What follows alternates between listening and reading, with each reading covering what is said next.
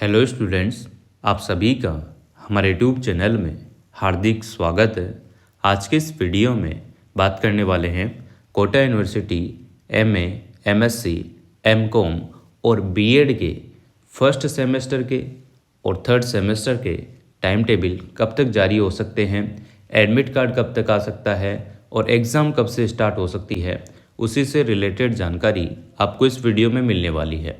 तो वीडियो आप लोग अंत तक देखिएगा और अगर आप चैनल पर नए हैं तो चैनल को सब्सक्राइब, वीडियो को लाइक और बेल आइकन ज़रूर दबा लीजिएगा। जो भी स्टूडेंट परेशान हो रहे हैं, किसी भी प्रकार का कोई भी डाउट है तो आप इंस्टाग्राम पर मैसेज करके पूछ सकते हैं, कमेंट में भी लिख सकते हैं और साथ में टेलीग्राम जो चैनल है वो भी ज्वाइन कर लीजिएगा। अगर हम बात करें बीए, बीएससी, बीकॉम की, तो यहाँ पर एडमिट कार्ड जारी हो चुका है और 5 मार्च से उनके एग्ज़ाम स्टार्ट भी हो जाएंगे। तो कुछ ज़्यादा अंतर नहीं है एग्ज़ाम में और अभी में। तो इसी तरीके से अगर हम एमए, एमएससी, एमकॉम वाले बच्चों की बात करें या जिनके बैक है फर्स्ट सेमेस्टर में, या जो पहली बार ही एमए का एग्ज़ाम देंगे फर्स्ट सेमेस्टर का, या थर्ड सेमेस्टर वाले हैं, या जिनके थर्ड सेमेस्टर में बैक है, उन सभी का टाइम टेबल भी जल्द जारी होने वाला है। ये मान के चलिएगा कि 20 तारीख से लेकर 25 या 27 तारीख के बीच में आप लोगों को कभी भी हो सकता है आज शाम को भी आपको टाइम टेबल देखने को मिल जाए। तो ये 5-7 दिन का टाइम है जिसी में आप लोगों को टाइम टेबल देखने को मिलेगा। तो जो भी बच्चे एमए, एमएससी, एमकॉम वाले हैं या बीएड वाले हैं वो तैयारी करना स्टार्ट कर दो। जो भी मार्केट में सीरीज आती है उससे पढ़ लो। एमएससी वाले जो स्टूडेंट है या एमकॉम वाले जिनके पास नोट्स वगैरह है वो नोट्स से पढ़ लो। बीएड जैसे एग्ज़ाम में आप लोगों को सीरीज से पढ़ के आप अच्छे मार्क्स ला सकते हैं। तो राजहंस की मार्केट में सीरीज आती है, उससे आप लोग पढ़ेंगे तो कोटा यूनिवर्सिटी के बीएड वाले जो भी बच्चे हैं अच्छे मार्क्स आप लोग प्राप्त कर लेंगे।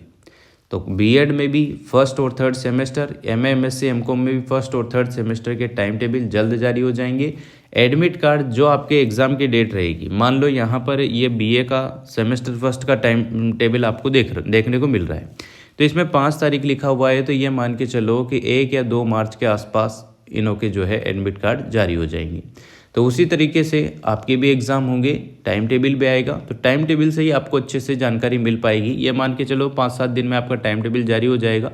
फरवरी में आपका टाइम टेबल ये मान के चलो 101% जारी हो जाएगा। एग्ज़ाम आपके भी मार्च में ही रहेंगे। अब मार्च में किस तरीके से होता है, जहाँ तक उम्मीद है आपके एग्ज़ाम 10 मार्च के बाद ही स्टार्ट होंगे। 10 मार्च से जितने दिन आपके 4 पेपर 5 पेपर जो भी लगते हैं उसी हिसाब से आपके एग्ज़ाम रहने वाले हैं।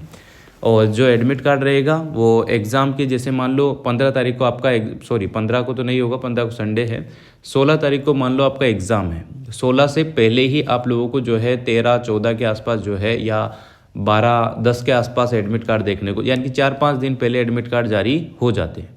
बहुत रेयर केस में ही आपके एडमिट कार्ड जो है 2 दिन पहले जारी होते हैं, बाकी ज़्यादातर जो है 4 या 5 दिन के पहले एडमिट कार्ड जारी हो जाते हैं। तो अब आपको तैयारी करना है। तैयारी कैसे करना है वो भी मैं आपके साथ शेयर कर देता हूँ। बहुत सारे बच्चे हैं जिनके बैक आती है कि सर मेरे फर्स्ट सेमेस्टर में बैक है, किसी के थर्ड में भी बैक आ जाती है, तो फिर उसका 1 साल और ऐड हो जाता है। तो इस वजह से आप अभी से अच्छे से तैयारी कर लो। ऐसी तैयारी कर लो कि जिसमें आप लोग पास तो हो ही जाएं। बैक तो आपके आनी ही नहीं चाहिए। स्पेशल तौर से जो थर्ड सेमेस्टर वाले हैं उनके तो कतई नहीं आनी चाहिए, वरना साल बिगड़ सकता है, एक और साल एक्स्ट्रा बढ़ सकता है। क्योंकि आप देख रहे हैं कि जो रोड मैप है यूनिवर्सिटियों का एग्ज़ाम कराने का, टाइम टेबल का, फिर रिजल्ट का, इस बार तो फिर भी 2 महीने लेट है। पहले 4-4 महीने लेट होता था, यानी कि अप्रैल मई में एग्ज़ाम होते थे। इस बार तो फिर भी मार्च में आपके एग्ज़ाम कंडक्ट हो सकते हैं। तो ये मान के चलिएगा कि जब भी आप तैयारी करते हैं तो जो बड़े क्वेश्चन है उनको ज़्यादा पढ़ो, बड़े क्वेश्चनों को ही आप करो, ताकि पासिंग मार्क्स तो सबसे पहले आ जाए। फिर उसके बाद आपको जितनी % बनानी है उस हिसाब से आप लोग कॉपी लिखो। 35 पेज की कॉपी में 30 पेज आपको लिखने हैं, 30 प्लस भी लिख सकते हो, 30 तो कम से कम लिखना ही है ना। 25 से 30 के बीच में रेशो आपको रखना होगा। बड़े क्वेश्चनों में आपको ज़्यादा पेज भरने होते हैं। टाइम मैनेजमेंट अच्छे से करना आना चाहिए। 3 घंटे में आप लोग इस तरीके से टाइम को मैनेज करें कि जो एक नंबर के क्वेश्चन है उनको लास्ट के आधे घंटे में, यानी कि 30 मिनट में आपको करना है। बाकी जो भी टाइम आपको देना है वो निबंधात्मक और लघुत्तरात्मक प्रश्नों को ही देना है, ताकि 19 से % बनती है, अच्छे मार्क्स भी 19 से बनते हैं और आप लोग जो है टॉपर भी बन सकते हैं, है ना। टॉपर ऊपर अलग मैटर है, पर आप लोग जो है पास जरूर हो जाइएगा।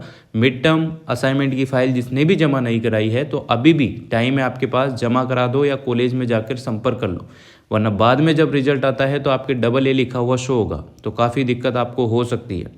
तो जो बैक वाले बच्चे हैं वो भी ध्यान रखें, अच्छे से पढ़ें, आप आराम से अच्छे मार्क्स ला सकते हैं, घबराने वाली कतई आवश्यकता नहीं है, ठीक है।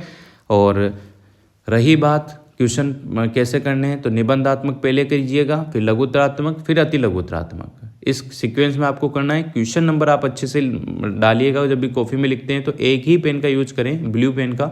2 पेन और स्केल आप लोग लेकर जाएं, बाकी अनावश्यक चीज़ें लेकर जाने की आपको आवश्यकता नहीं है। एक एडमिट कार्ड, कुछ जगह जो है आपको आधार कार्ड की आवश्यकता होती है, कुछ जगह आपको कॉलेज की आईडी की आवश्यकता होती है, पर बहुत सारी जगह एडमिट कार्ड से ही काम चल जाता है, तो वो अपने हिसाब से आप लोग मैनेज कीजिएगा। जो एमए वाले स्टूडेंट हैं, स्पेशल तौर पर जो 3rd सेमेस्टर वाले हैं, उनके CBCS की फ़ाइल भी बनती है, यानी कि एक फ़ाइल एमए वालों की ज़रूर बनती है। तो इसी चैनल पर आपको एक वीडियो मिल जाएगी CBCS की, तो उसी फॉर्मेट में आप अपने सब्जेक्ट की CBCS की फ़ाइल तैयार कर सकते हैं। और जो आपके कॉलेज है उसमें जाकर वहाँ पर जो भी डिपार्टमेंट से आप हैं, जैसे पॉलिटिकल साइंस से, कोई हिस्ट्री से है, तो वहाँ पर जाकर आप अपना टॉपिक लेकर ही उस असाइनमेंट को कंप्लीट करके सबमिट कीजिएगा। वो एग्ज़ाम के बाद सबमिट होता है, तो घबराने की उसमें आवश्यकता नहीं है, ठीक है। तो जल्द आपका टाइम टेबल जारी होगा, तो आप पढ़ाई स्टार्ट कर दो और एग्ज़ाम भी जल्द हो जाएगा, सारी चीज़ें होने वाली है। बहुत सारी बार बच्चा क्या सोचता है कि अगर मैं फ़ेल हो गया तो क्या हो जाएगा। देखो मैं बताता हूँ क्या क्या नुकसान आपको होंगे अगर बैक या फेल आप हो जाते हैं। तो कम से कम 40% मार्क्स पासिंग के चाहिए ही चाहिए, इंटरनल हो चाहे एक्सटर्नल हो।